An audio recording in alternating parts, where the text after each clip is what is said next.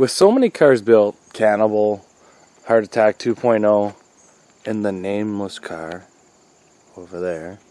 Not only that, we still have Infected inside the garage, who's good for another run, just does not run right when it gets hot. So I don't know the whole issue with that is, but it's still built. And then if worse comes to worse and I need a car in like a jiffy, I got this turd. She's pretty beat, but she'll still pass one more tech. But it's time to start on a new car. Oh, I got the Honda Accord too, but that one's built for a specialty event, so don't worry about that. Next one is going to be this one. Now, I'm just trying to get all these stuff built to the point where they're ready to go. So before I tell you about this one, let me show you what I mean. Get them ready, basically to the point before they're ready to go. So this car here is ready to a point. And what do I mean that? It's got no radiator, it's got all the holes cut, none of the doors are tied shut. It's got a cage, it's got a gas tank, it's got a battery box, it's got a shifter, it's got the fuse panel, fire extinguisher. This car is ready to go. All it needs is about 45 minutes of work. It needs the doors tied shut, which I could even do at the Derby, airbag removed, which I usually do here at the house, and a front window bar. And then this thing would basically be ready to go. Oh, and a radiator. Forgot about the radiator. With that small adjustments done to this thing is ready to party. Needs the doors painted and stuff white. That car back there, just about the same thing. Cannibal needs a little bit more work because it's basically what we call around here a pro car, but for you guys it's like a stock car. So I'm getting all these cars ready to the point that they're able to go with 1 day worth of work. So let's go take a look at this new car. I bought this car a while back. If you guys don't remember it, it's a little bit different. She's a pretty rotted new body car. Kind of weird rot. It was probably in an accident, so that's probably why it's like this. The guy I bought it off was actually another Derby guy, and he told me it came to him as a non-runner. So I don't really know what that entails, but it's got windshield, antifreeze bottles in here. It had brake fluid bottles. I've stripped out the interior, stole a tire, but if you take a look at the inside here, everything is gone. What do I mean by that? Throttle cable's gone. All the electrical to the driver's side fuse panel's gone. All the alternator wiring's gone. He cut a lot of stuff on this car and kept it for himself for scrap. Top motor mount is gone. I don't know if I stole that or if it's just missing. Some mice have been in here. Quite a bit of mice have been in here. But I have no idea if this car runs. To be honest, I haven't even checked the oil. Just a little tired today. I'm going to spend my whole... Oh, there's pretty much no oil on it, so that's not really a good sign.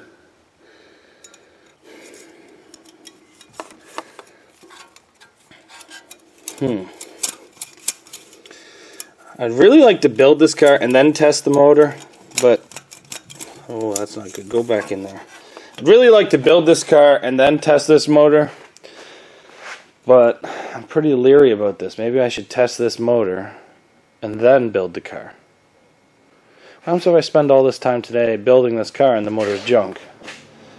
I guess if I do that, I can put a different motor into this car because I do have 2 other motors that can go, 3 other motors that could go into this car. I got the one outside. I got this one. And then I have all the other motors. So do I put the time into this thing and build it and then test the motor? Or do I test the motor and then put the time into building it? Ooh, this is going to be a tough call. You know what? I'm going to do what my gut says. And my gut says the motor is going to be fine inside this car. Build it. I think I'm going to regret this, but let's start building this car. Pretty stock rules this thing's going to, so I'm allowed pre-bending. I'm allowed rebar bumper swaps. Chain down the motor. Wait a minute. Why am I building the car to go? Oh, I know why. Okay, I'm seeing this now. Well, let me do a little bit more thinking on this, and then I'll get back to you guys. So we have these set up here. I can hear the gas line already leaking, which is not a good thing. Oh, geez. There, we got the fuel line fixed. We're just going to hook up our negative. Gonna hook up our starter. And now we just got to jump this. So, see if I can just touch this off there.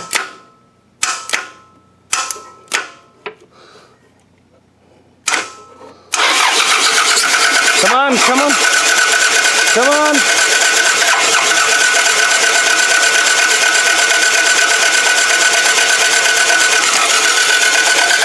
Come on. Oh, throttle seized.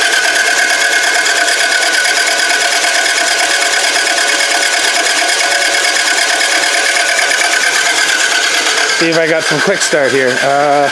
Ace quick start.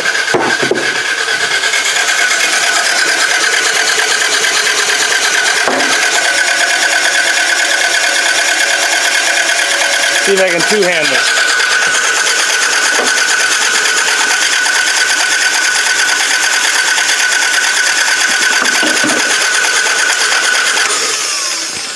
She's not running on quick start, so that means that she's got no fuel or no spark. Did this come attached? Did this come attached? Let's try this again.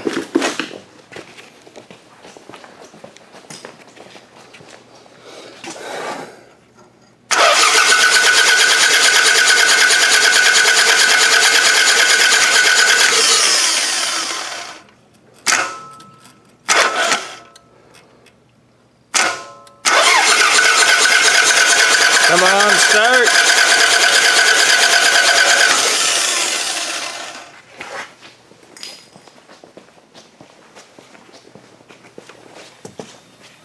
I'm just going to disconnect the fuel tank. I'm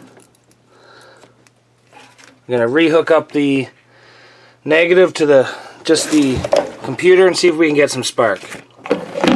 So what I've done is I pulled this spark plug out, put a spark plug in it, left the spark plug in the motor. Let's see if we have spark.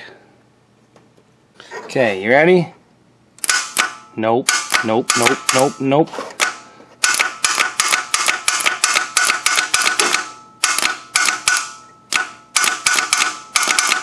Time to get a hammer. We're going to start easy off on this starter and go with our small hammer. Everybody calls this a jeweler's hammer. Looks like it needs a new starter before the derby.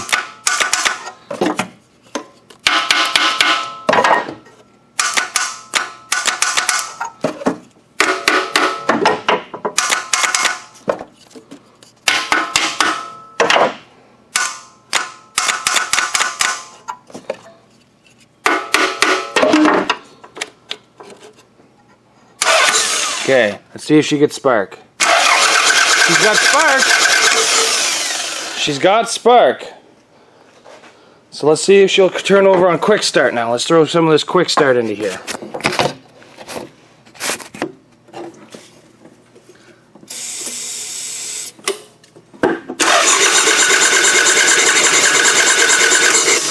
She kind of wanted to go there.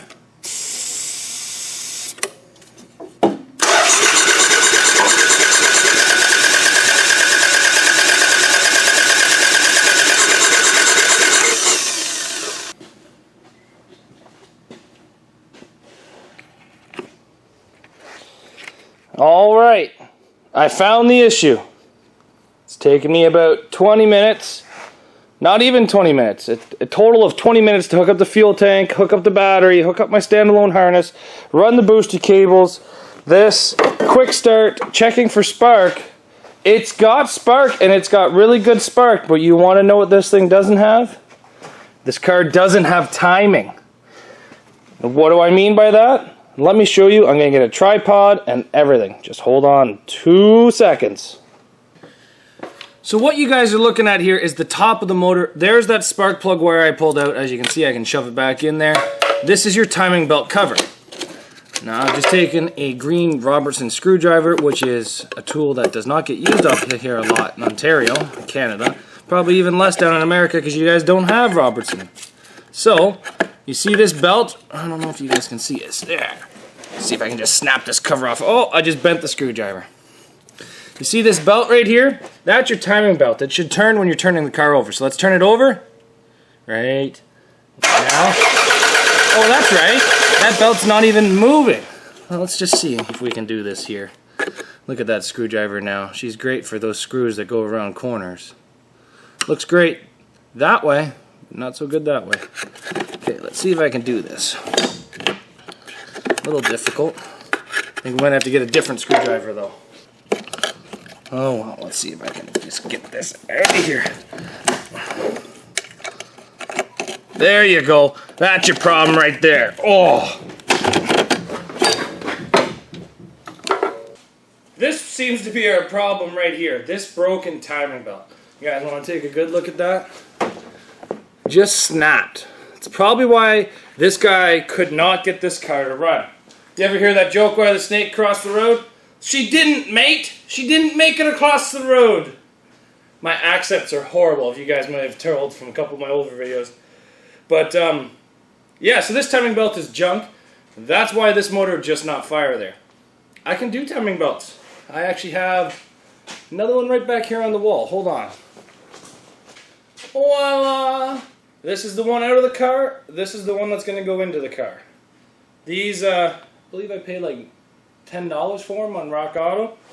The demolition derby that this car is planning to go to, last year, I barely won the demolition derby because I made the last hit, I went back up to make another hit, and I broke my timing belt. So I actually do change these timing belts a lot, but which is weird about this one is it doesn't have a whole lot of wear on it. It just looks like it just gave way.